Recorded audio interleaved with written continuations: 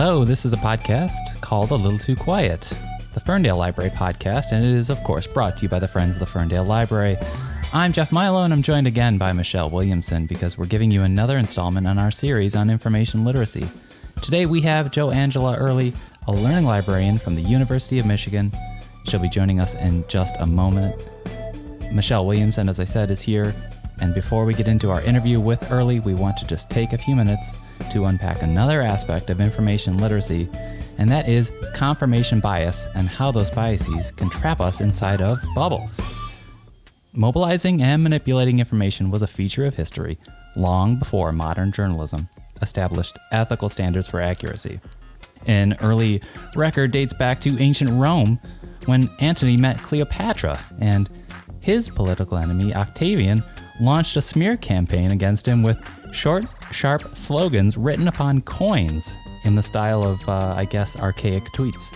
Octavian, in a sense, was the first politician to go viral with misleading statements.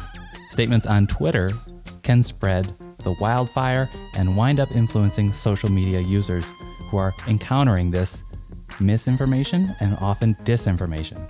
As Robinson Meyer recently wrote in a report for The Atlantic magazine, falsehoods almost always beat out the truth on Twitter, penetrating further, faster, and deeper into the social network than accurate information. The study focused specifically on Twitter, where data scientists at MIT found that false information outperformed true information. But they also mentioned that that's not just because of bots. It might have something to do with human nature. Now, I said bots. What are bots? Those are technically internet robots, but they are also, more specifically, a software application that runs automated tasks over the internet, which can include tweets and retweets using fabricated accounts to seem like human users. But false information also travels faster because it seems to be in human nature that we long for a confirmation of our individual perceptions of reality. This is confirmation bias. And it winds up creating what we call an information bubble. Confirmation bias occurs when a person interprets a situation, or in some instances, a headline, according to their own pre-existing beliefs. Another way to describe your information bubble would be something like a news echo chamber. You are hearing what fits your reality. A recent article from Scientific American on confirmation biases said that the fact that low credibility content spreads so quickly and easily suggests that both people and the algorithms behind social media platforms are vulnerable to manipulation. Social media platforms like Facebook and Twitter are the sources for a considerable amount of the average person's news intake. They follow algorithms used to determine what people see online. You are very likely to see something that confirms your reality because it ties in with what you've already liked or shared. Bias bubbles are something that is, again, part of human nature. It's deeply ingrained in collective psychology, and that means there's no easy fix or no simple way to combat it. But awareness is key. Being aware of how information can be manipulated or co-opted for ulterior agendas is all part of what we've discussed before on this podcast. A healthy sense of skepticism. It goes back to that farcical line that librarians like to say, maybe as a joke or as fodder for a meme. I read it on the internet, so it must be true. And for more on that, we're going to be speaking with Angie Oehrli. Oehrli is a learning librarian and children's literature librarian at the University of Michigan, teaching library-related courses as well as managing children's literature at the Hattrick Graduate Library. She was recognized in 2017 by the American Library Association with the Library Instruction Roundtable Award for her work on the development, advancement, and support of information literacy and instruction. Before U of M, she formerly worked as a high school and middle school teacher. This is our chat. So Angie, we have covered, on this podcast, we've done a couple of these episodes on information literacy, so we've covered sort of the differences between what misinformation is and disinformation, and as well as we've dug into what news literacy is, but we haven't really unpacked information literacy. Can you help our listeners grasp the essence of information literacy and why they should be aware of it and have a functioning capacity for it? Well, I think this is a really important question, is really one of the things that fake news is just one component of when we talk about information literacy, because I really feel like information literacy is not just being about being an understanding that you're a consumer of information, but it's also about being realizing your role as a producer of information, and as you are engaging with information and critically thinking about information, and that whole sort of atmosphere and environment that encompasses both being a consumer and producer of information. And so that's when we start talking about, okay, well, do you understand how information is created in 2020? And do you understand how information was created in 1920? And what does that mean? What that relationship means, and what does that mean for us in understanding what's going on in the world today? Okay, information is created by somebody. Who is that somebody?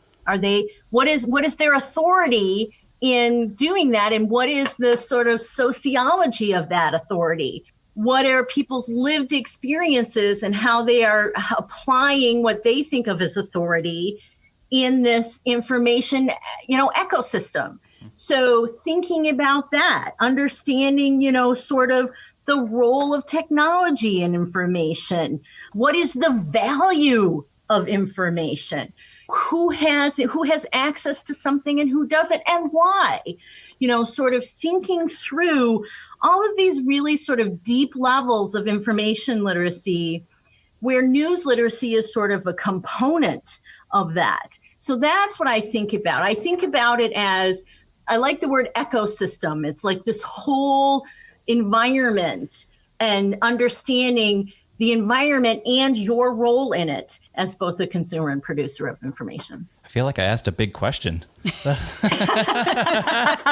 is a big question. There's a lot written about this. There's a lot, and librarians at various levels engage in information literacy, I think, in almost any role in a library. And so what you're doing, whether you're behind the scenes and creating systems that make information accessible, there's an information literacy component because you understand that ecosystem. Yeah. But yeah.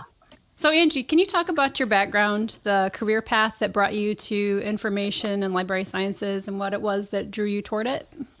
Sure. I think, like a lot of people, I didn't have sort of a straight line from one place to another. And yet I admire the folks that do have that one straight line. I've sort of taken kind of a circuitous route to where I am today.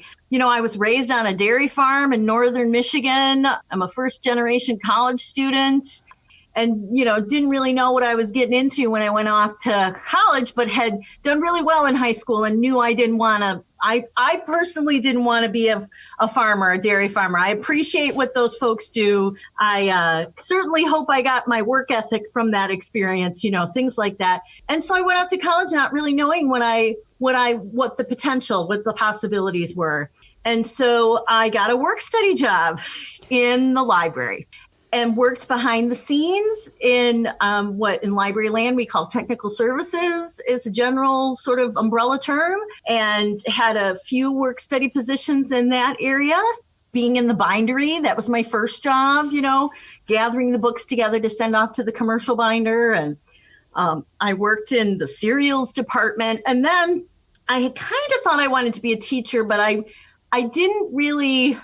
don't think I was really ready to do that. I think I needed to be out in the world a little bit more. And so when I graduated, they hired me full time in technical services, which was lovely. And I worked in acquisitions and I worked in cataloging.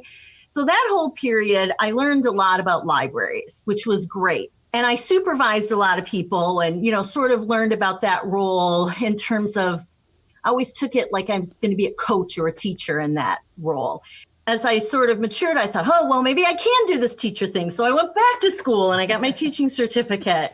And I taught in alternative high school starting right out. So really like pushing me to sort of think about education in very broad ways. This was very much like alternative school and like sort of alternative thinking about how to teach, and taught middle school and, did sort of some different things and moved around a little bit, which affected sort of employment things like they do. Mm-hmm. And I kind of in some ways, really saw the information sort of explosion coming because I taught social studies and English.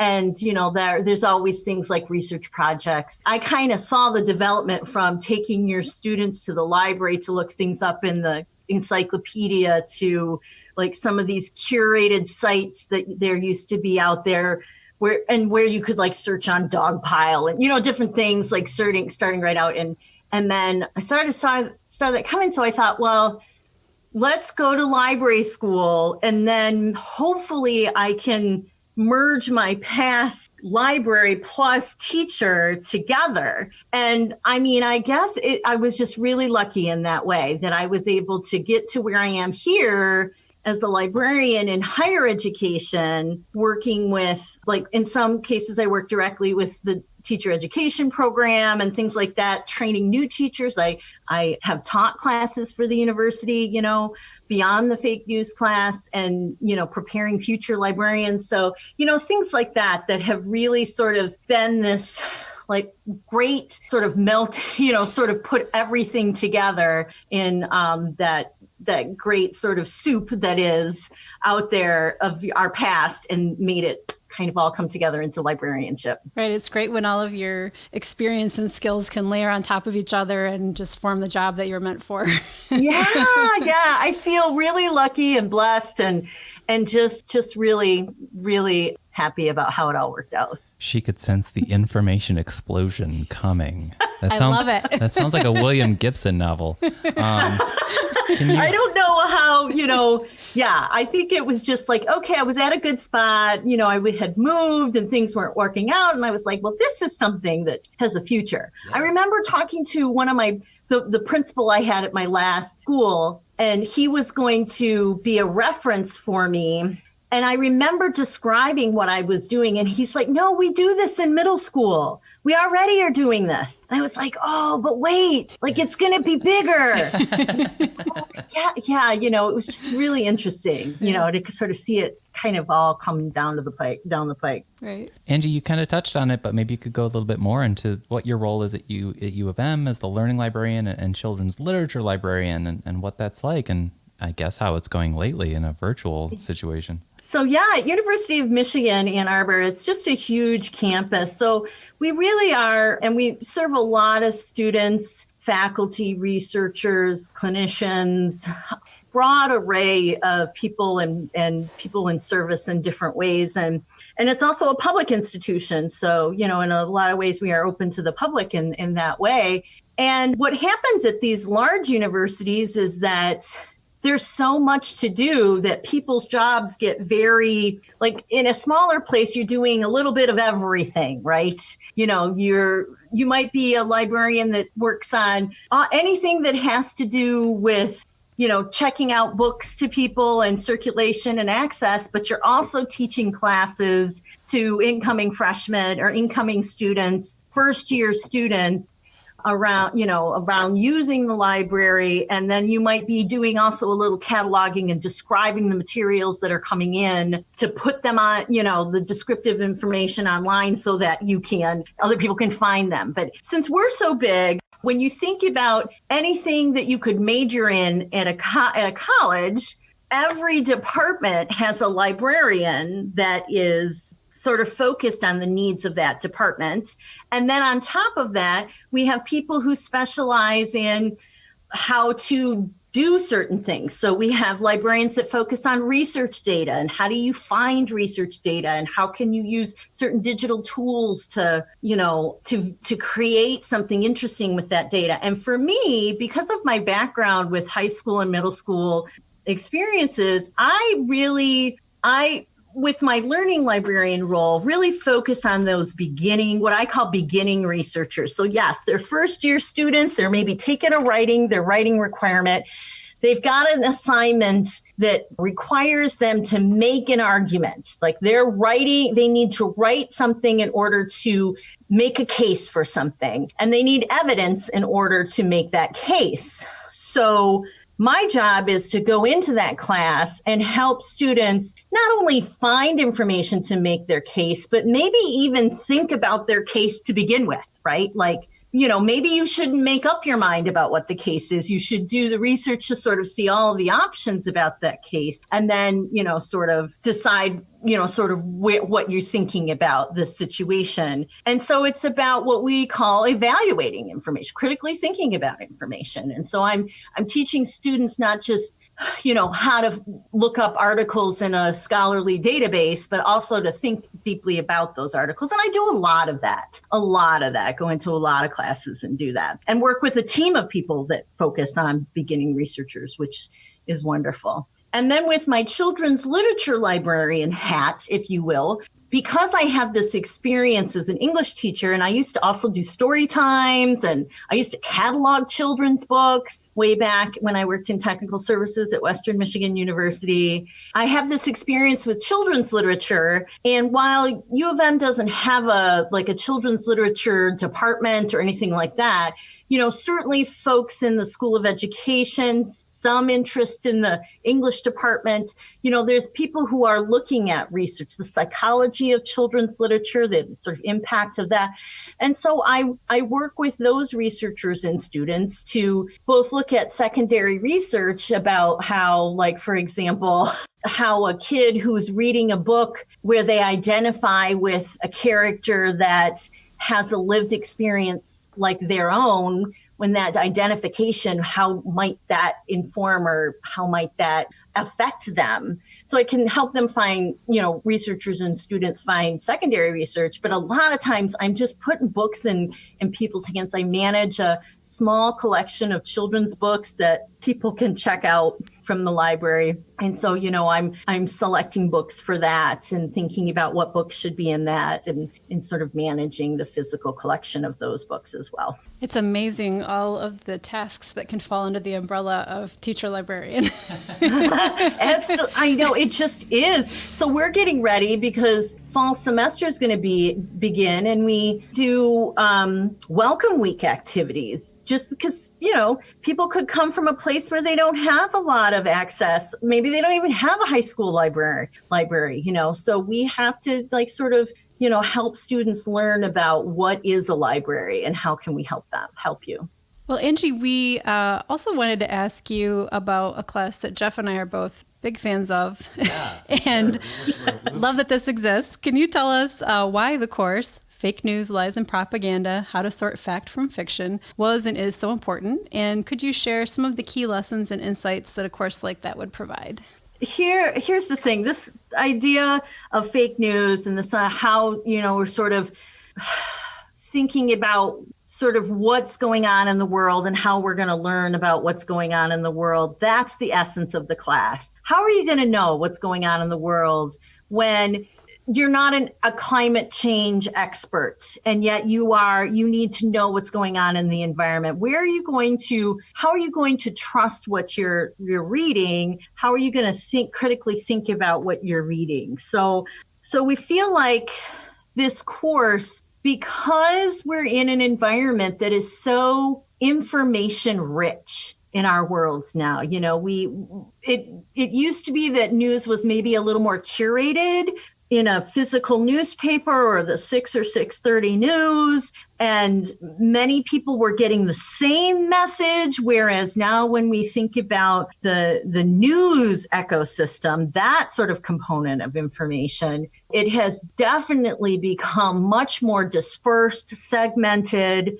And in many cases, instead of sitting and waiting until 6 or 6:30 for the news to come to us, it's coming to us all the time. And so we're sort of having to think about how am I going to know what's going on in the world when the world is so complex and I have a barrage of information coming at me? So, and I think this was really, of course, the term fake news has been around for a while, but it certainly came forward as part of the 2016 election, which is, a place where many people were thinking about these issues, and we became much more intentional about thinking about fake news in that way. And so I just feel like this really falls in the wheelhouse of what librarians do, especially librarians who specialize in information literacy. A student could come to me at an institution of higher education about any topic. And it could be about a topic and they're trying to make a case that I disagree with, but that's not what my job is. My job is to curate and preserve information so that people can study it. And so when I have my children's literature hat on, I don't love every children's book that I buy, but I'm curating and putting together this so that future researchers can have that. And so it seems like it's a great place for librarians to sort of be. And when you've looked at the research about like sort of the most trusted professions, I believe there was a study out of Maine that showed how many people like really trust librarians, and so we're in this sort of unique educational spot. The term fake news is very divisive, and the news itself is being, sort of pushed forward as a way to divide people, whereas libraries are this place where people come together. And so it's just a really great place for libraries to be and to sort of engage in conversation. And so I really feel like the class becomes this sort of conversation about the news. So you're talking about key lessons of the class. Well, it's not a class where I'm teaching students one strategy of how to find out whether something is true or not. When you're thinking about evaluating something, this is like a higher order thinking skill. It is something that is a critical thinking exercise, and you are mostly trying to develop people's sort of questioning mindsets, right? Asking the why questions. And those are not always the same question, right? So you're trying to sort of develop that mindset. And so it takes practice. So this class is also considered like a lab course. So really we're doing a lot of, let's call it hands-on, applied kind of learning. So it's looking at examples together and saying to ourselves, well, what kind of questions do we have here? When we look at a photo in the news, what kind of questions should we ask ourselves about? And this gets back to the information literacy thing about how that photo was produced. Why that photo, right? Is it portraying a particular figure in a very unflattering way? How do you respond to that, right? And sort of thinking about those things. So I think a key lesson is to not allow other folks to think for you, to help you sort of develop your own critical thinking skills. And so we do that in this very applied way where we're looking at examples together, but we're also asking ourselves some like pretty critical questions like, can technology fix fake news, right? There's a lot of approaches out there that are like sort of being applied in the Facebook or in other social media realms, and what are some of the artificial intelligence things that could be put out there to sort of think through and sort of filter some of the things that are coming out for that. These are some of the questions and sort of the kinds of things that we think about. Why does fake news work? Like people fall, and it doesn't matter what your political beliefs are, people from across the political spectrum fall for fake news. One of the key things that I think students learn from the class is when you land on a page of information, you need to be thinking beyond that page of information, both, in your head and physically. A key lesson of the class, one of the key strategies of engaging with fake news is get off the page, right? Get beyond the page. That's great. Or reading laterally. Is that kind of what you're thinking? That's what I'm talking about. Reading laterally. The research at the Stanford History Education Group is really great. They have a whole project around civics and sort of understanding in the current world, but reading laterally. If you are on a page that is sending you, sort of information, don't rely on the information that is part of that website's series of pages or ecosystem. Always open a new tab, start investigating, and don't just put words in. Like in Google, you can ask questions. Who is whatever the author of this group is, right? Is there any criticism of the name of this publishing organization? And learn more about what you see there, but reading laterally. Yep, absolutely, Michelle. You're training professional scrutinizers, it sounds. And yeah. And and this goes back to our William Gibson information explosion idea, how exciting it is to me that librarians are in a lab setting. I think that sounds so cool. And also, Angie, you covered a lot of the questions we were going to ask, especially just what public librarians, the role that they can play in helping their communities be aware of fake news. You know, it made me think of one of my favorite memes that are out there on the internet, which is for librarians, and it's a picture of Harrison Ford in his famous Star Wars costume, and it says, "It's dangerous to Google Solo." Because then that's where, you know, your local information scientist could come in and help. But is there anything else that we didn't cover, is just in terms of just simple tools that a listener to this podcast might take when they go off and surf the internet? I feel like you're kind of giving them an honorary degree with so much that you've given us already. I love talking about this stuff.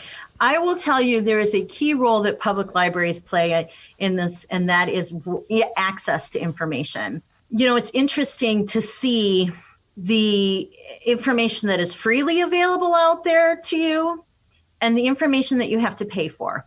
And there's a reason why, again, the producers of information and the consumers of information are key here. I mean, it takes, we talk about what do journalists do? What is the news, what are these news organizations, doing? And why does it cost them to do that when we all can easily put a blog together and get information out there? But a public library, can provide access to trusted news information by, navigating the library's online presence and logging in and looking at subscriptions that you can get through your library rather than paying for an individual subscription and having to get to it yourself. I think that's a key role in public librarianship, and as well as things like access to computers themselves. A lot of people have phones, but it can be much easier to do searching, reading laterally, sort of in a bigger screen, and providing disability services as well, so that access to people who are not part of the dominant culture can, have a reader on the computer so that it can read text to them if they are visually impaired. So there's a lot of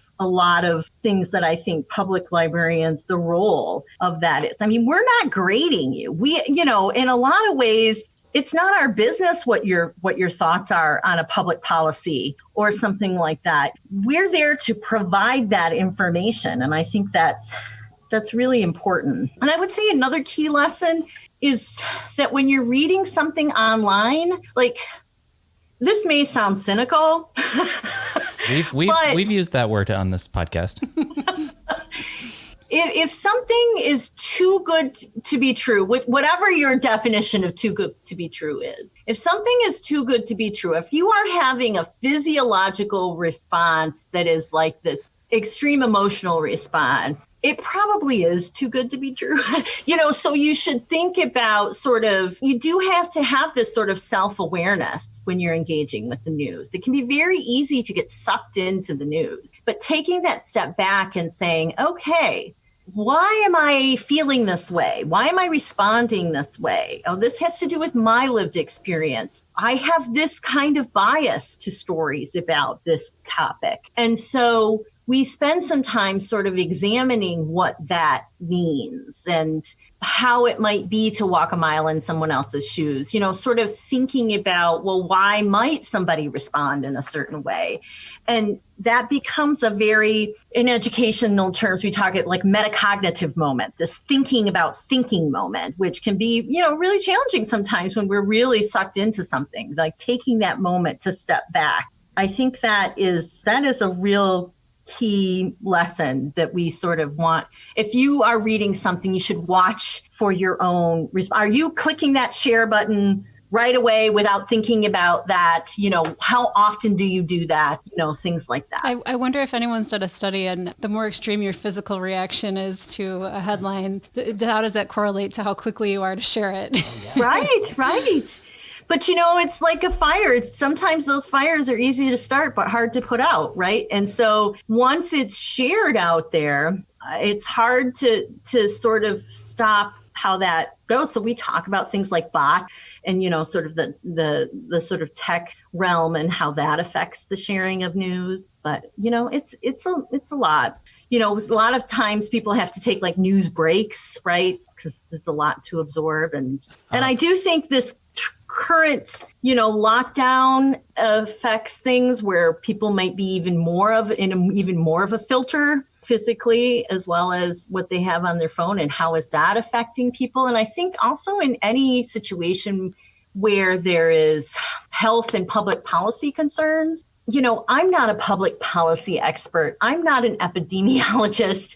I'm not a doctor. And so I have to trust somebody to understand this. Otherwise, it just, it's very difficult to move through this experience. And so I feel like this is sort of the moment where all of these things are coming together: the psychology of fake news, the tech of fake news, the divisiveness of fake news, the splintering of the news publishing industry. This is all coming together in this moment. And so we have to make some decisions about sort of how we're going to respond, and also in relationship to one another. You've given us so much. We have time for just one more question, and the short answer might be yes, but I wonder what the slightly longer answer might be. We have had, I feel like, a lot of confusion around the last 5 months of coronavirus. Do you think or anticipate that this global event is going to shape future syllabi or curriculum in any way for you? I think because there are so many,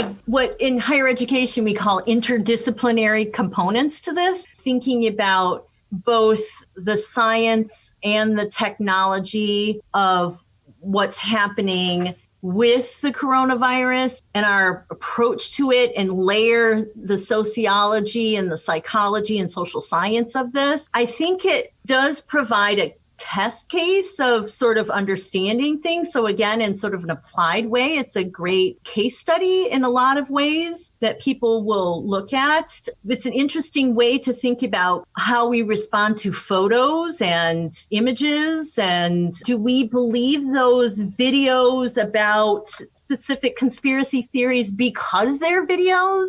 How do we respond to things that are more visual rather than text-based? I do see a change. It's an opportunity to talk about rhetoric and discourse, and public rhetoric and discourse, and what influences our government systems and our political environment. I do think we have to sort of think through how we're going to live through this experience, and then, think about our thinking through this. I'm a big person for metacognitive sort of approaches to stuff, taking that step back and saying, okay, why?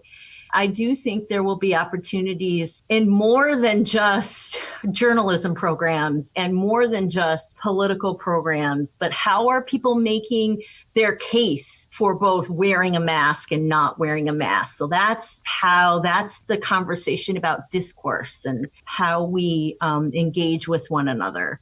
Evaluating information when you see something about a particular study that has to do with a medical approach, or how I can't even ever say that, hydrochloroquine, that whole component. Right. How are people responding to that? I think if we can get it together, it does provide a good educational opportunity. And I will say, I did get emails from students that were like, thank God I'm taking this class right now. I did have to move my class very quickly online. And, we looked at actual, COVID-19 memes and, stories and sort of talked them through together. But yeah. What a great real life opportunity to teach. Well, I have to tell you, sadly, every semester I come up with new examples because they're out there. Yeah. But I also want to make it relatable. Yeah. And that's just part of this. It's an ongoing conversation. We can't just say, here's how you can stop fake news or misinformation and the problem is solved. It's ever evolving. And yep. Angie Oehrli, we appreciate you so much for being on the podcast and just giving us such a glimpse of what the future librarians of tomorrow are going to be tackling. Thank you for having me. It was great to be here. Thank you. Thank you. Thank you.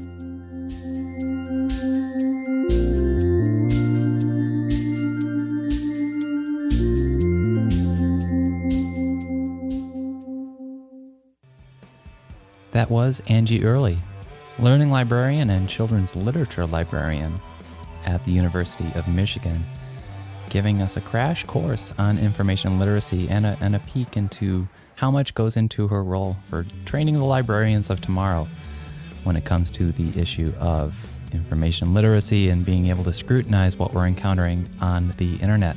She talked about a lot, including perspectives from the Stanford Library and reading laterally. We'll have that in our show notes. But that is our show.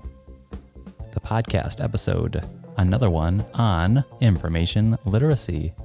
Something else we're going to provide in the show notes is something called Blue Feed, Red Feed, which is, we'll link to it, and it is provided by the Wall Street Journal, which demonstrates how reality may differ for different Facebook users in terms of what the algorithm is putting into their feed. This podcast is called A Little Too Quiet, and I was joined by librarian Michelle Williamson. My name is Jeff Milo, and we produce this podcast in-house here at the Ferndale Area District Library. It's brought to you by the Friends of the Ferndale Library, and if you want to support this podcast, just go to ferndalefriends.org. The music you're listening to is by John Duffy, a local musician. We'll be back with more soon. Thanks for listening.